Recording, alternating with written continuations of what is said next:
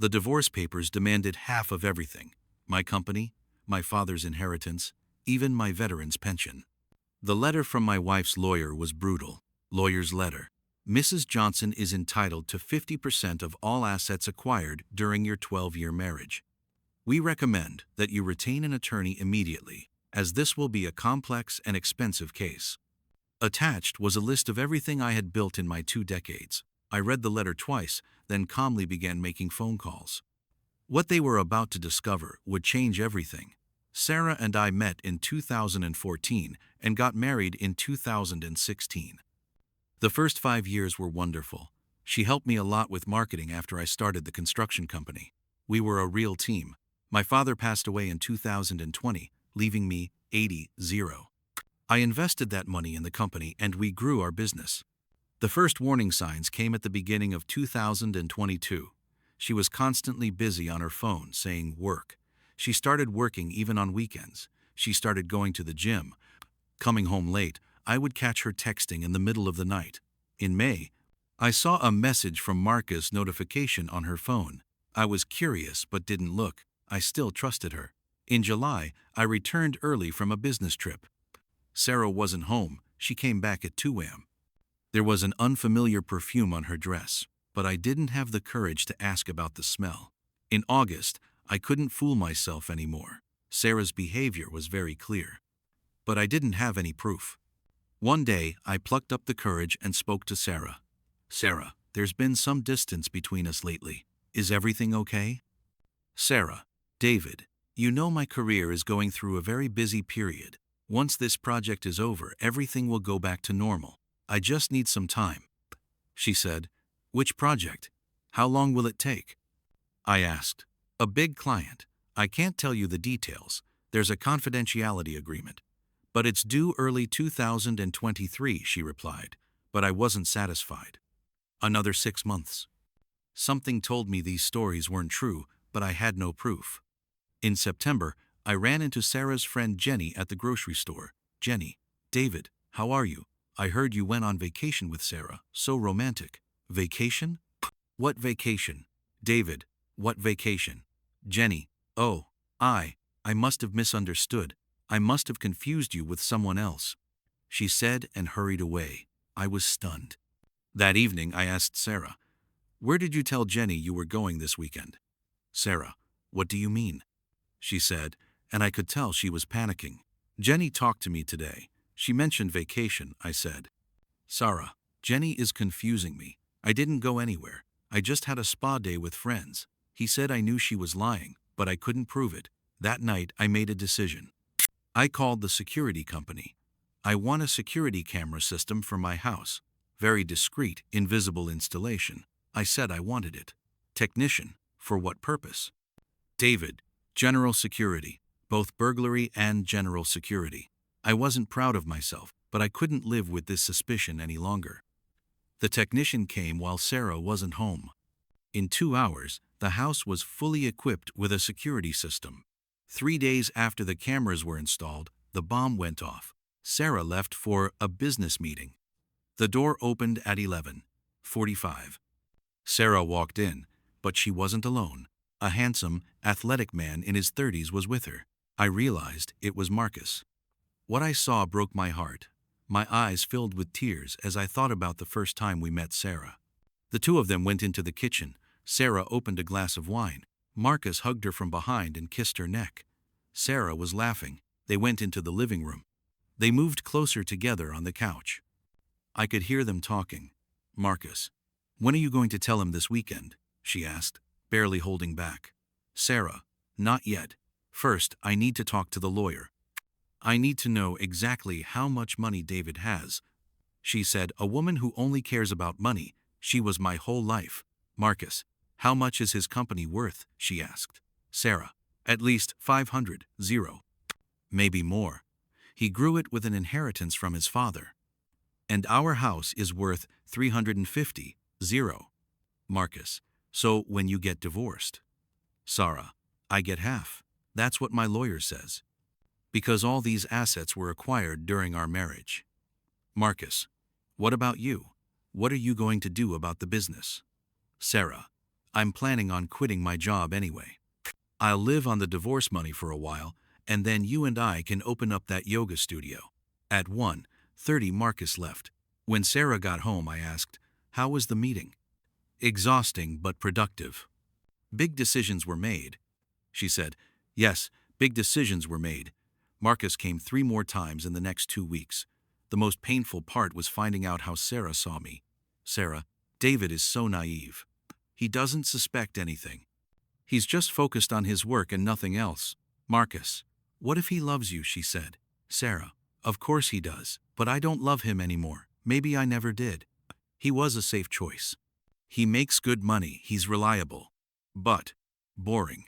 He's not as adventurous as you." These words that devastated me were worth their weight in gold. I kept collecting images for a while. I hated him now. I didn't just stop with the cameras. I started to slowly withdraw money from the joint accounts. Under the pretext of material payment, tax, Sarah didn't notice. I transferred this money to my own accounts in other banks. I also copied the important documents and kept them in a safe place. I met with lawyer Michael Harrison in October. He watched the videos. "Michael, this is great evidence. It's not just cheating, they're making financial plans. It'll sabotage Sarah's strategy," he said. This was good news. "So what should I do?" I asked. "Michael, first, don't file for divorce. Force her to file. That way, you'll be on the defense side, in a more advantageous position. Second, gather more evidence.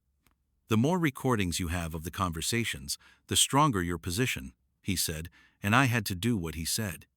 Throughout November and December, Marcus came 2-3 times a week. Sarah was no longer hiding. The most valuable entry was in December. Sarah was on the phone with her lawyer. "Sarah, yes, I understand. Can you do a full valuation of David's company? It grew during the marriage. Yes, I have a right to it, don't I? Very good. Please also evaluate my house. Yes, it was acquired during the marriage. What? Is it in his name? But I am on the title deed, right? Marcus, what did he say? Sarah, he'll have the company appraised. He'll do some research on the house. But it's in David's name, so it might be a bit complicated. Marcus, so how much can you get?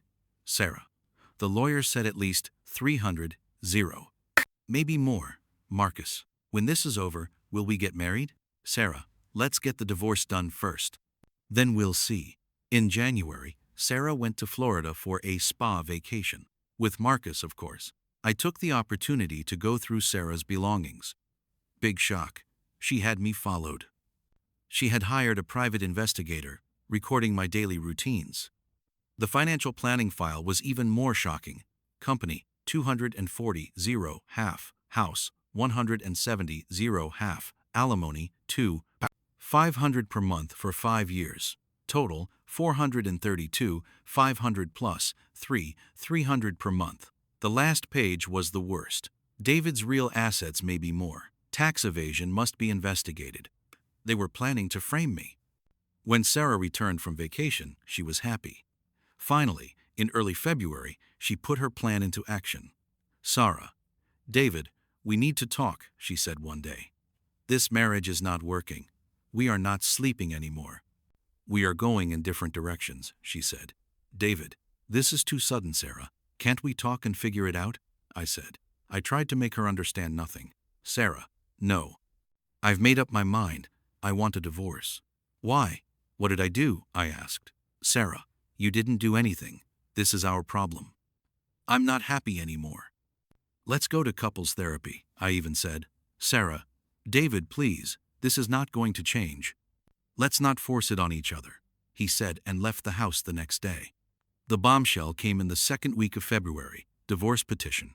A 12-page request signed by Richard Sterling, 50% of everything, 3, 0 a month in alimony, 5 years I will pay the attorney's fees, Sarah called. Did you get the papers? She said. I did. Sarah, what is this? I snapped. Sarah, David, I warned you. This divorce is final. Get a lawyer too. Let's get this done fast. These demands are too much. Sarah, it's not an exaggeration.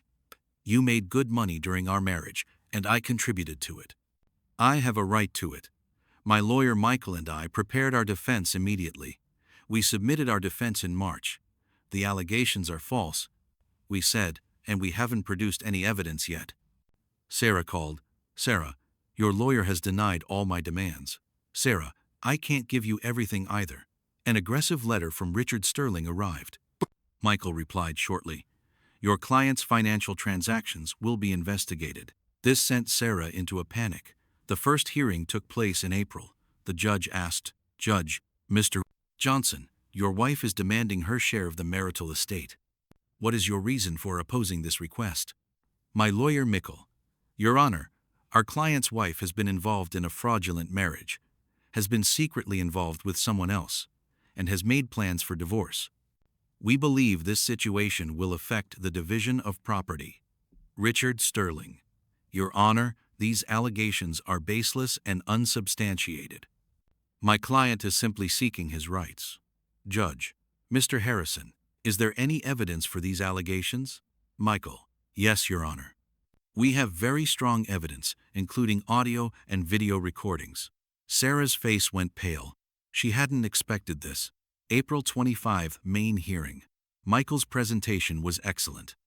15 video recordings, Sarah Marcus. Divorce plans audio recordings, telephone conversations with lawyer financial plans detective report. The most striking was when Sarah's words were played. Sarah. Audio recording. David is so naive. I may never have loved him. There was such silence in the courtroom that you could hear him breathing. Richard Sterling tried to defend himself. Richard Sterling. Your Honor, my client was going through an emotional time. Judge. Counsel, your client is clearly engaged in financial planning in these records. This is not just an emotional affair, it is cheating, he said. 1 week later, the day of the decision, Judge, Sarah Johnson's request for divorce has been granted. However, regarding the division of property, Sarah Johnson cheated, deceived her husband, and made financial plans during the marriage. Due to this cheating, she lost her rights to the division of property. The house and the company will be left to David Johnson. Sarah Johnson will pay David Johnson $50,000 as compensation. Sarah screamed and cried. She started begging me. Sarah sold her car to pay the money. Marcus left her. He moved to another city. I moved on with my life. My company grew. I met someone new, Lisa, a teacher, an honest woman. I am telling this story not for revenge, but to teach. Patience and strategy are stronger than anger. Every end is a new beginning. Revenge is best served cold. But it is best to get justice professionally. Don't forget to like, share your experiences in the comments. Subscribe to my channel. There are similar stories every week. Remember, you are never alone. Justice always prevails.